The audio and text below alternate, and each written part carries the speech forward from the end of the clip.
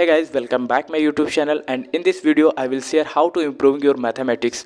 इस चीज़ को समझने से पहले मैं आपको ये बताना चाहूँगा कि आप 31 से 97 मार्क्स कैसे गेन कर सकते हो। अभी जब मैं भी 12th में था तो मैंने भी 97 मार्क्स गेन करे थे। मैं इसलिए भी बता रहा हूँ ताकि आप भी बोर्ड एग्ज़ाम हो या फिर कोई भी एग्ज़ाम हो वहाँ पर मैथमेटिक्स के पोर्शन को कितना लाइटली तरीके से सॉल्व कर सकते हो और वो 5 तरीके कौन से होने वाले हैं जिनसे आप भी मैथ्स में 0 to स्टैंडर्ड पोजीशन प्राप्त कर सकते हो।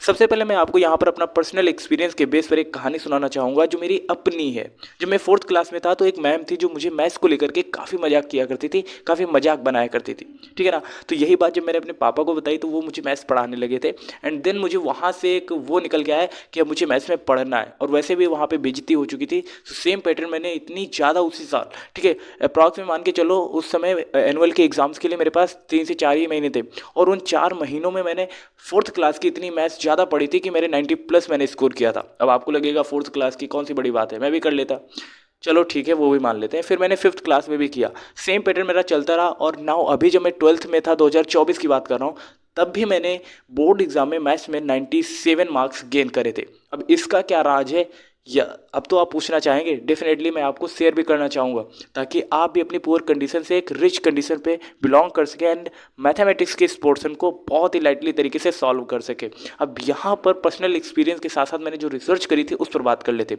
अभी मैं गया था ChatGPT एंड मेटा AI पर, तो वहाँ पर भी मेरे एक्सपीरियंस काफ़ी मैच कर रहे थे। तो मैंने कहा इसमें कोई संशोधन बिल्कुल नहीं करूँगा, जो पर्सनल है एंड जो अभी करंट की इन्फॉर्मेशन है मैं उसी को इन्वॉल्व करके आपके साथ शेयर करना चाहूँगा, ठीक है ना।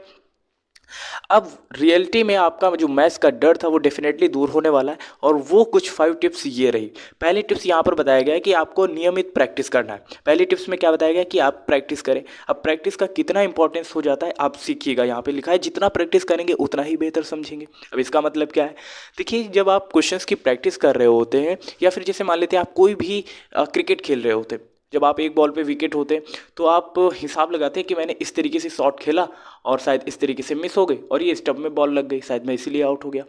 सेकेंड डे जाते हैं फिर आप उसको थोड़ा सा ठीक तरीके से खेलते हैं, हालांकि उस पर कोई भी बाउंड्री नहीं लगा पाते लेकिन खेल लेते। फिर अगले दिन जाते हैं फिर आप उस पर बाउंड्री लगाने का प्रयास करते हैं, आपको सिंगल या डबल रन मिल जाता है। फिर अगले दिन जाते हैं फिर वहाँ पे एक बाउंड्री आती है 4th, फिर आप करते हो 6th भी मिलता है। तो ये पैटर्न किस लिए हो पा रहा है, क्योंकि आपने प्रैक्टिस करी, अपनी कमजोरियों को समझा और उसको दूर करके आप प्रैक्टिस कर रहे हो। सेम पैटर्न पर आपको प्रैक्टिस करने का मतलब भी यही है कि आप क्वेश्चंस की प्रैक्टिस करो, लेकिन अब कैसे करना है सेकंड बताया गया, बेसिक्स क्लियर करो। बेसिक्स क्लियर करने का मतलब क्या है, अब देखो मैथमेटिक्स में सिंपली लोग ही बोल देते हैं, क्या बोलते थे, जोड़ घटाना गुणा भागी तो है। बिल्कुल मेरे भाई, ये वो 4 पिलर हैं जिस पर आपका घर बनता है और आपका घर रुकता भी है। लेकिन अगर आपके ये 4 पिलर स्ट्रांग नहीं है तो मैथमेटिक्स की जान समझ लो आपके पास नहीं है, ठीक है ना। तो मैथ्स को स्ट्रांग करने के लिए आपके बेसिक्स क्लियर होने चाहिए। जैसे आप जो पढ़ रहे हो उसमें आपको जोड़ घटाना गुणा भाग ये बेसिक चीज़ें आनी ही चाहिए। जैसे आप चैप्टर पढ़ रहे हो परिमेय संख्याएं यानी कि रेशनल नंबर, तो आपको डिनोमिनेटर है ना, न्यूमरेटर, अंश भिन्न, ये सब चीज़ें बेसिक चीज़ें पता होनी चाहिए ना। और ये पता कैसे होंगी, जब आप प्रैक्टिस कर रहे होगे, किताब को पढ़ रहे होगे। कोई जरूरी नहीं है आपको कोचिंग में ही सिखाया जाए या आप कोचिंग से ही सीखोगे, ठीक है ना, आप खुद से भी पढ़ सकते हो।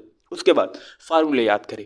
अब फार्मूले याद करने का तरीका क्या है, अब जब प्रैक्टिस कर रहे हो बेसिक्स क्लियर कर लिए तो जैसे आपकी किताब जो चैप्टर आप पढ़ रहे हो मैक्सिमम से मैक्सिमम उसमें 4 से 5 ही फार्मूले होते हैं, आप उनको याद कर लो। जैसे a+b का होल स्क्वायर क्या होता है, नहीं पता तो आपको ये भी तो पता है, जिसकी पावर 2 होती है उसको मल्टीप्लाई 2 में लिखते हैं। तो यहाँ पर जैसे a+b का होल स्क्वायर आ गया या फिर 2 का स्क्वायर जब हम लिखते हैं तो इसको क्या लिख सकते हैं, 2 × 2 लिखते हैं कि नहीं। अब a+b का होल स्क्वायर आ गया तो मतलब क्या है, a+b को 2 बार मल्टीप्लाई कराना है। एक बार ऐसे लिखो a+b दूसरे ब्रैकेट में। अब यही तो बेसिक हो गया कि स्क्वायर का मतलब क्या है, 2 बार मल्टीप्लाई में। अब बीच में ब्रैकेट में जो भी नंबर आएगा और स्क्वायर लगाए तो मतलब 2 बार मल्टीप्लाई कराना है। तो ये बेसिक तो ही है जो आपको समझना है और सेम पैटर्न पर आपको फार्मूले याद कर लेने। तो फार्मूले की कॉन्सेप्ट भी आपको क्लियर हो गई कि 4-5 फार्मूले आप याद कर लो और जहाँ पर भी फार्मूले रिक्वायरमेंट है वहाँ पर अप्लाई करके क्वेश्चन को सॉल्व कर लो, ठीक है ना। उसके बाद आता है 4th की समस्या को समझें। आपने ये तीनों चीज़ें बेहतर तरीके से समझ ली और 4th कंडीशन ये आती है आपने क्वेश्चन को ही ठीक से नहीं समझा।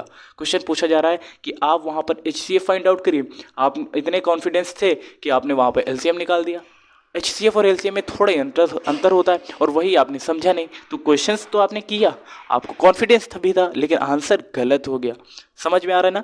तो क्वेश्चंस को ठीक से समझना है एंड लास्ट में इन सभी चीज़ों की कॉम्बिनेशन बना के एक अच्छे तरीके से प्रैक्टिस करनी है, ठीक है ना? और ये अगर आप रेगुलरिटी बेस पर करेंगे, कंटिन्यूटी बनाए रखेंगे, देन आप मैथ्स में बहुत स्ट्रांग हो जाएंगे। और शायद यही मेरी वो 5 टिप्स जो मैं आपके साथ शेयर करना चाहूँगा, जिनकी बेस पर मैंने भी काफ़ी अच्छे स्कोर किए हुए, मार्क्स गेन किए हुए हैं, आप भी कर सकते हो। और यहाँ पर कोई भी ऐसी चीज़ नहीं है जो आपको आज ही बहुत ज़्यादा स्ट्रांग कर दे। आप बेसिक कॉन्सेप्ट क्लियर करो, फार्मूले याद करो और थोड़ी थोड़ी प्रैक्टिस करते रहो नियमित तौर पे। ये चीज़ें आपको बहुत ही मैथ्स में स्ट्रांग कर देंगी। आई होप ये वीडियो आपको अच्छी लगी होगी। और लास्ट में बस यही कहना चाहूँगा कि छोटों को प्यार दें, बड़ों को सम्मान दें और अपना व्यक्तित्व इस प्रकार विकसित करें कि बच्चे और महिलाएं आपके पास सुरक्षित महसूस करें। जय हिंद, जय भारत।